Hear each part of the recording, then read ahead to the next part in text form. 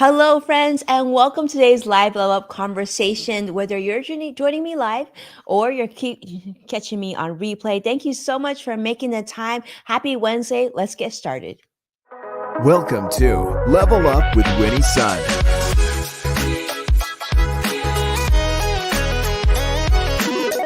Market updates. Speed round. Award-winning financial pro. And now, get ready. I present to you Level Up with Winnie Sun.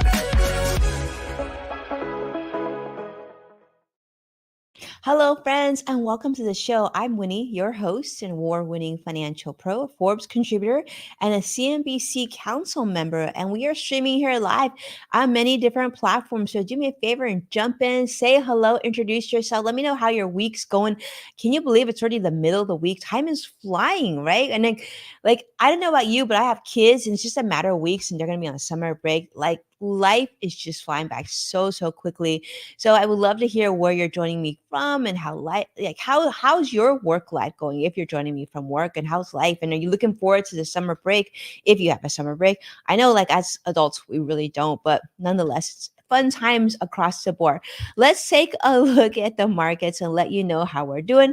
Currently the Dow is down 40 points, and Nasdaq is in the positive, up 3, almost 4 points, and the S&P 500 is down about 1 point right now. So, kind of just a meh day on the financial markets. In fact, just earlier, I jumped over to come live with you. I was actually part of the CNBC Financial Advisor Summit, and they had so many great discussions today. We talked about millennials and we talked about wealth transfer, and I was hearing them talk about alternative investments and taxes and all things like that. So if you haven't been to one of their events, let me just say, if you get a chance to, definitely try to. They're virtual events, so super easy. You don't even have to get on a plane. You don't have to rent a hotel. Literally can jump in and hear the conversation. So really powerful stuff. All right, so I have quite a bit of news that I want to share with you today. Of course, the market's a little blah today, but there's been some news that are hitting business finance that I really want to make sure that is on your radar. And this is one article shared by Rebecca Bigotio, I believe, on CNBC, talking about the recent grocery price cuts that have been happening at Target. Okay, so this has been a recent price reduction announcement. Target has announced that they are lowering prices on about 5,000 different items, including many of things you probably use at home, such as milk and bread, vegetables. And with already 1,500 price cuts already in effect, they're saying more will follow. This is great. And of course, President Joe Biden and his administration is claiming credit for these price reductions, saying that the administration has been putting a lot of pressure on corporations to lower costs for consumers so that you and I don't continue to get hit with inflation, price hikes, if you will.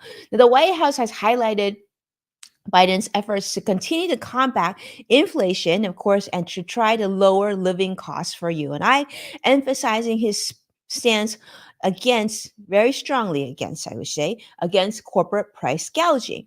Now, to give you an idea, with the November election approaching, this is not news. Of course, Biden continues to want to show what he's doing for the American public. And of course, this is just one of many of his economic policies that he believes will help Americans and also, of course, benefit voters. And so hopefully that will cause them to come to the ballot and vote for him, I'm guessing. But Biden's administration has, of course, increased scrutiny on grocery chains, saying that prices have just been too high, and then they need to do something to make sure the prices are reasonable for Americans across the board as we continue to struggle with inflation.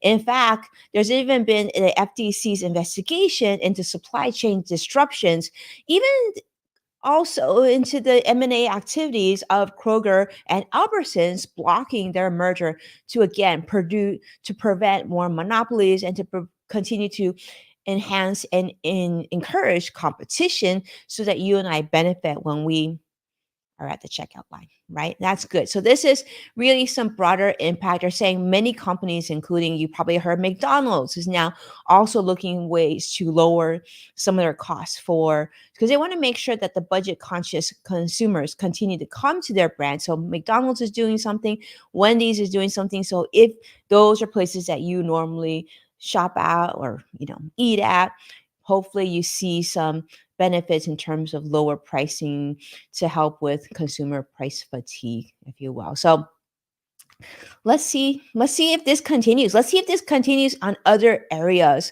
of our spending and our monthly budget, because I think a lot of Americans right now are hurting and feeling the pressure of all this inflation.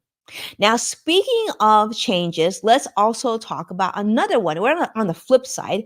And I mean, that's great that grocery prices are going down, but I think we would all agree that there needs to be something done when it comes to subscriptions, because it seems like everything nowadays is a subscription. Like there's not much that you don't pay for that actually has value, which you might say, well, I mean, that kind of makes sense, right? Every business needs profitability, but it just feels like for the average household, it just seems like so many different subscriptions. And actually, I'm going to do a whole show on how to manage your subscriptions and how to keep track of them as well, so that you know when to cancel things that you don't need anymore. All right. So Amazon, well, believe it or not, is doing a complete overhaul on Alexa. They're bringing in AI, of course, and of course, with that, a new subscription plan. So the Alexa that you come to enjoy, and I apologize if I just triggered your Alexa. Well, unfortunately, that's going to be, there's for more benefits and probably the full functions that you want, you're going to have to pay for. This comes from an article from CNBC's Kate Rooney talking about the AI powered Alexa. Now, Amazon plans to relaunch a sort of revamped version of their Alexa with generative AI capabilities, which will, of course, enhance those conversational abilities that you have with your device. But with that is going to come, well, a handy monthly subscription fee. This is going to be on top of and separate from Amazon Prime membership for those that you already pay. This upgrade, they said, is really to help them compete against other AI chatbots that we enjoy from OpenAI and Google.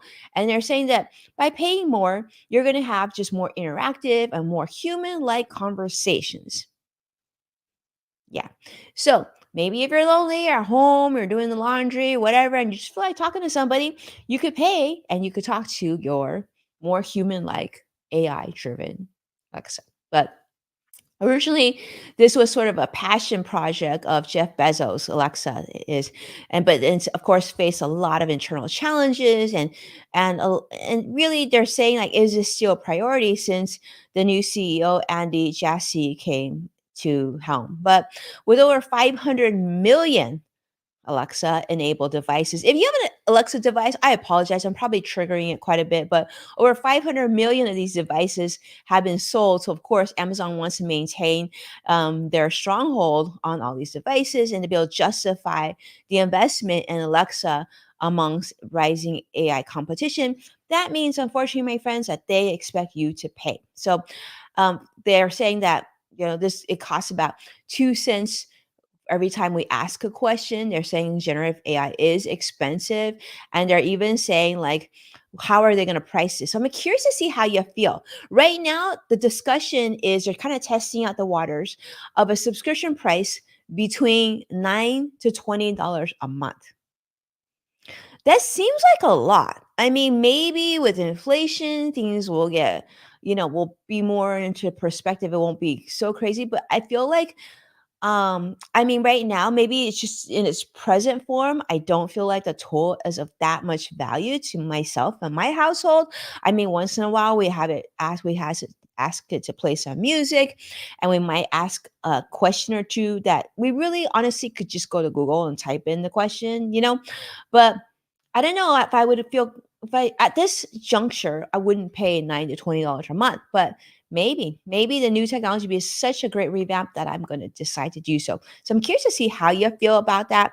CrossX Fighter, I see Joshua joining us on YouTube Live. How do you feel about this? Would you pay $9 to $20 for a revamped version of your Alexa, your Alexa device?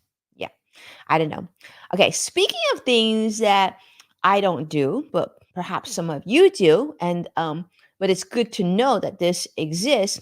Let me just tell you, I'm not a big fan of this. I'll be completely honest with you. And if you do this, I hope that this is great news for you. But this is something that I can't get behind because I am not a fan of this buy now, pay later thing. I just think like I'm a big fan of like saving your pennies to get to a point where you can pay for things and then buy them if you can in full. There are certain things such as maybe a house, right, that you have to pay mortgage on. That I think buy now, pay later makes sense. Maybe sometimes, maybe not often, but maybe sometimes if you have to have a vehicle, maybe. But also, I'm not a big fan of that either.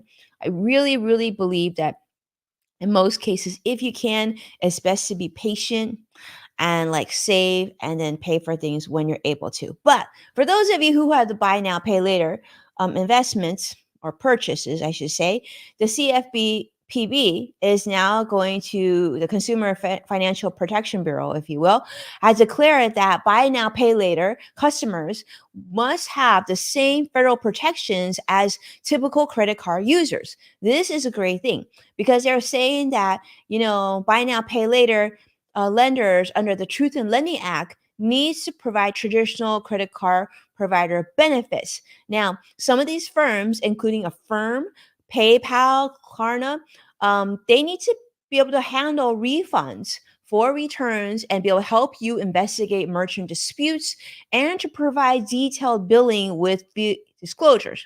Now, this is good. That means that just because you choose to pay your item over time doesn't mean you lose some of these credit card protections, consumer protections under these new established laws. So this is a big thing because they definitely saw an increase in fact, a tenfold increase of the buy now, pay later trend from 2019 to 2021, which really just highlights sort of that concern of how much consumer debt levels are at.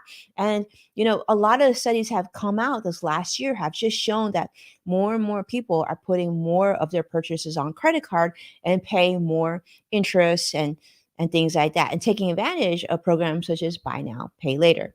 So although many providers claim to adhere to these refund and dispute standards, this new rule will just ensure and make sure that this is in fact the rule of law and that they need to follow some uniform application across all of this industry. So the new rule is going to take effect in 60 days. And so for those of you who have this, do know that this will be coming to you very, very soon. And hopefully this will be beneficial to you. Okay. So I want to make sure that you had that on your radar.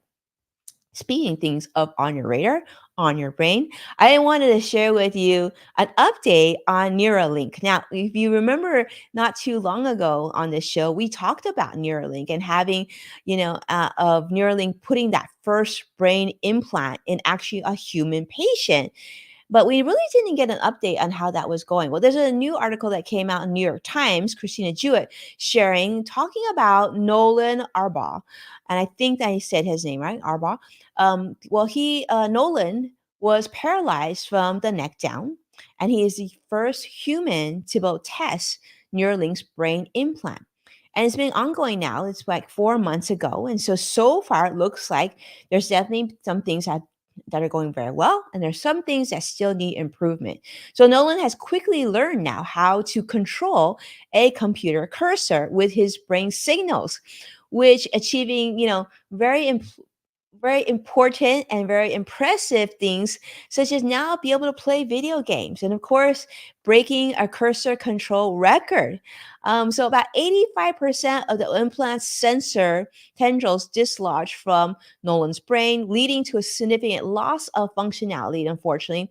So, engineers have had to recalibrate the system to restore partial control. So, certainly, I think that we can all agree that's the risk of being the first, right? There's going to be setbacks, there's going to be disappointments, but nonetheless, they're saying that Nolan remains very enthusiastic about Neuralink's potential to help those with disabilities and, of course, advocates for. He's now Nolan is an advocate for more development, more trials, and more trying so that they can continue to challenge it to let this just be the first step so that more quality of life can come to those with disabilities. Now, let's talk about FDA approval, though. So, Neuralink has recently achieved FDA permission to continue with human trials, even though, of course, they still have concerns about the device's durability and long-term effectiveness, but they do recognize that it is important to start testing, and that way, those who are waiting for this technology, I mean, this is the only way to do it, right? You need to have tests, you need to have results, and that way, more people in the future could benefit from what Nolan is benefiting from today. So there's many other companies that are working on this technology, but this is nice to see to get that sort of update 4 months later. So, you know, kudos to Neuralink for doing this, and we hope that the technology just improves so more people across the globe can benefit from the technology. I would just say, like, when my dad was in the hospital, this was a few years ago, and he went through major brain injury, brain surgery, right? And lost ability to speak. I know that to have some sort of hope of having some sort of technology to enable him to regain his ability to vocalize would have meant so much to him. But unfortunately, he wasn't around long enough to be able to experience this. But hopefully, the next generation will benefit from this technology and future technology. So it's definitely something to watch, and we'll continue to follow that story very much so. So, yes, I see Joshua sharing that I'd rather save before buying something. Good. I'm glad. That's great to hear. I hope more of you feel that and are inspired to hear that, inspired to do that as well. All right. So, the next story I want to share with you is, of course, going from Neuralink. We got to talk about Elon Musk, right? Because obviously that's one of his companies.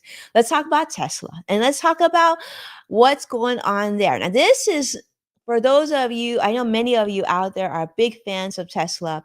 Well, typically, Tesla shareholders are also big fans of Tesla. But in this particular case, they're not too happy with Elon right now because Elon has a $56 billion pay package on the table. This is reported by Bloomberg, Dana Hole, talking about how a group of Tesla shareholders, including a major bank and investment group, are urging others to reject Elon Musk's current $56 billion pay package. Now, the group is arguing that Elon's attention has been divided amongst his 5 other companies, which has impacted his commitment to Tesla. Let's not forget what happened to Twitter, which now is X, right? That definitely took some of his time there. And shareholders are claiming that for Tesla, it's experienced significant governance failures, and they really need immediate action to address these things. And just saying that they don't feel that this big a pay package is warranted. Now, originally, this was approved in 2018. Elon's pay package rewarded equity as Tesla met market and operational milestones, but a Delaware judge, of course, voided the deal earlier this year and in January, which citing unfairness and, of course, that shareholders were not properly informed. But Tesla's board is, of course, asking investors to approve this whopping huge billion-dollar pay package again, emphasizing that their support by hiring a strategic advisor and, of course, increase retail investor participation. But nonetheless, the shareholders, have to vote for this. But the directors, including Kimball Musk, brother of Elon, right, and James Murdoch, citing concerns. Of course, some of the discussions they're talking about, they're citing just concerns about Tesla and Tesla's underperformance, and of course, their first quarter results. But nonetheless, big part of this discussion has been about Twitter, which is now X, and how Elon is highlighted poorly, and some of these they felt negatively impact Tesla. But nonetheless, this annual meeting is scheduled for June 13th, so next month. Shareholders are going to be voting on whether Elon's pay package will be this big or if it won't be. But nonetheless, speaking of all things Twitter and X, today is Wednesday, which makes it kind of special because in about 15 minutes, you can actually jump on X and join us because we're going to have a big discussion about empowering employees and sort of the keys to successful talent management, culture, and professional development.